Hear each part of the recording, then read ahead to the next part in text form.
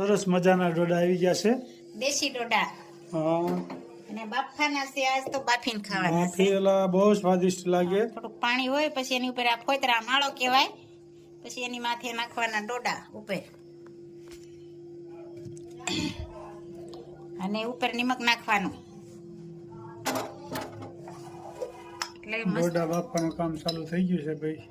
મસ્ત મજાના બફાઈ જાય દેશી ડોડા. હો,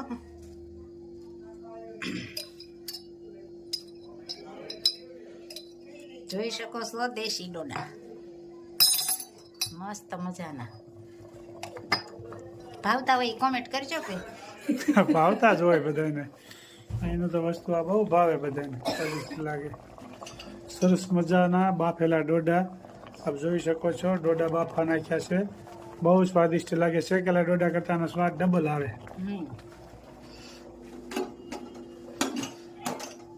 15-20 મિનિટ રહેવા દેવા પડતા હશે ને? હા, 3-4 સીટી કરવાની ધીમે ગેસે. 20-25 મિનિટ રહેવા દેવાના અંદાજિત. મજાના ડોડા તૈયાર થઈ ગયા છે, જોઈ શકો છો. બાફા નાખ્યા થઈ, ખૂબ સરસ મજાના એકદમ સ્વાદિષ્ટ ડોડા. આ રીતે બનાવવાના હોય, માળો કહેવાય એને. ખૂબ સ્વાદિષ્ટ. શેકેલા ડોડા કરતા આનો ડબલ સ્વાદ આવે. જય સ્વામી. શું કલર છે? મેથીનું શાક બનાવવાનું છે આજ તો. બાફેલી મેથીનું શાક હમણાં ઘણા ટાઈમથી નથી. હા, મેથીનું હમણાં નથી જોયું શાક. રાય, જીરું, મરચું અને આદુ.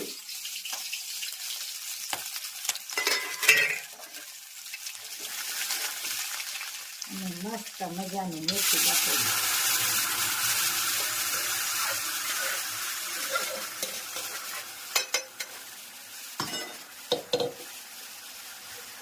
સરસ મજાનો વઘાર થઈ ગયો છે. મીઠું બાફા નાખ્યું હોય, અત્યારે હળદર અને ધાણા જીરું અને ચટણી. સરસ મજાનું કોઈ મેથીનું શાક બની ગયું છે. અને કોમેન્ટ પણ સારી સારી આવે તો બધાનો ખૂબ ખૂબ આભાર. અને થોડોક ગોળ, એટલે વધારે ખાવું હોય તો થોડોક વધારે નાખવાનો, નહીં તો પછી થોડોક માપે.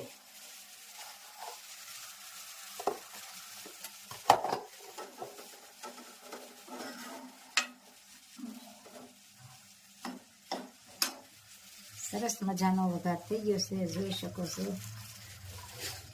મસ્ત મજાનું મેથીનું શાક અને ચોખાની સેવ. અને સેવ પણ કહેવાય. વર્ષાબેન નો કોમેન્ટ હતી કે સેવ કહેવાય હતા. શેનું? આ ફરફર આપણે કહીએ ને, આ ફરફર એને સેવ આપણે ત્યાં ફરફર જ કહીએ બધા. ચોખાની સેવ કહેવાય એમ. ટીંડો અને ટીંડોરાનો સંભારો કરવાનો છે ને, પાપડ તળવાના છે. મસ્ત મજાનો મેથીનો વઘાર અને કાચલી તળાઈ જશે, જોઈ શકો છો. અને સંભારો પણ બનાવવાનો છે. મસ્ત મજાની વેફર ફરફર. પાપડ હોત છે ને? પાપડ હતા અને ફરફર. ચોખાની સેવ. સેવ ને આપણે ફરફર કહીએ.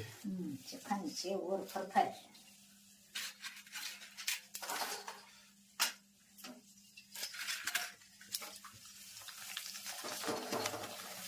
અહીંયા શાક ખતન પણ છડે છે, મેથી કા.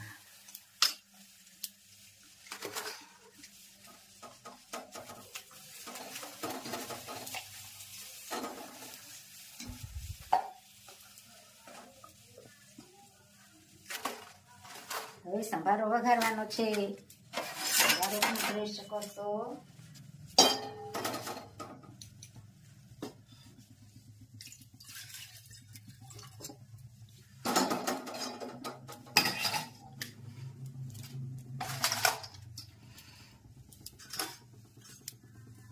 રાઈ,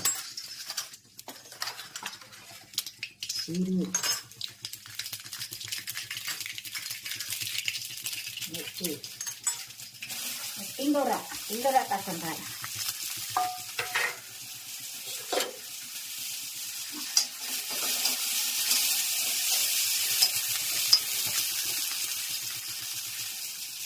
હળદર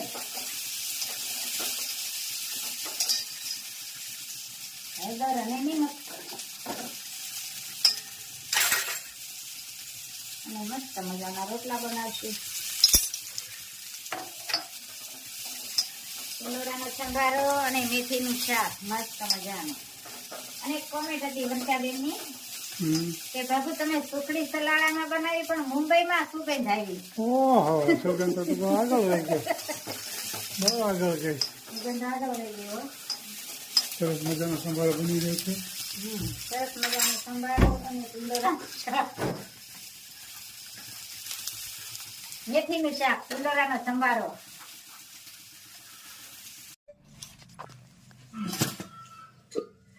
સરસ મજાનું મેથીનું શાક અને ટીંડોરાનો સંભારો, સાથે રોટલા અને જમવા પણ બેસી ગયા. કેટલી ભાતના અથાણા છે? 4-5 જાતના હોય. એટલા તો હોય તો જ સ્વાદ આવે ને. અમારા બા પણ બેસી ગયા છે. કેમ છે બા? સારું છે ને? મેથીના શાકમાં સોળીને બાને મજા આવે. દેશી ખાણું. કેમ બા? સંભારો, પાપડ, કાચી, અથાણા બહુ હોય આપણે. હા, જમવા પણ બેસી ગયા. જઈ શકો છો. હું તો હાલે સારું છે ને? નહીં મસ્ત જમવાનું હાલે, બીજું શું હાલે. મેથીનું શાક ને બાજરાના રોટલા, સાથમાં છાશ.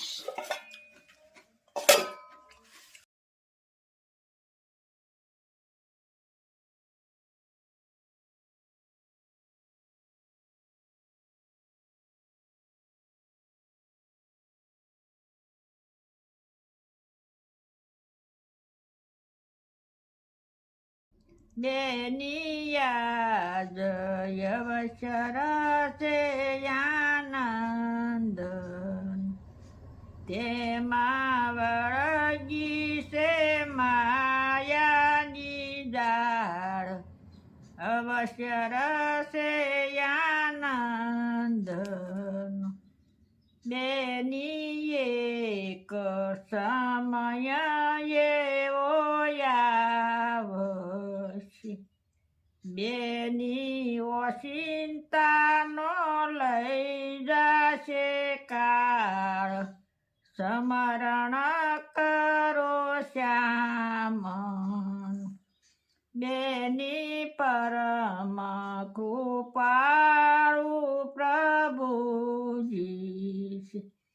બેની એ છે દિલના દયાળ. સ્મરણ કરો શ્યામ, બેની એ તાર ટપાલ ત્યાં નથી આવતા. બેની ગયા એના નહીં સમાચાર. સ્મરણ કરો શ્યામ, બેની અંતર સગ, બેની સંતના જ્ઞાનમાં સમજ. બેની કરો આત્મામાં વિચાર. સ્મરણ કરો શ્યામ, બેની અંતર શત્રુને તમે ઓળખો. બેની કરાવે છે ભજનમાં ભંગ.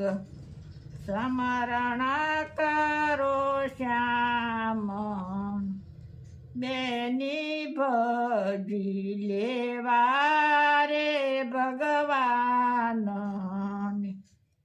બેની કાળ નહીં ગણે વૃત કે બાળ.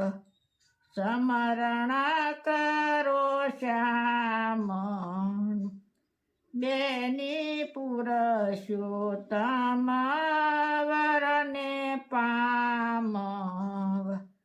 બેની રણ છોડ કહે રહો રંગ.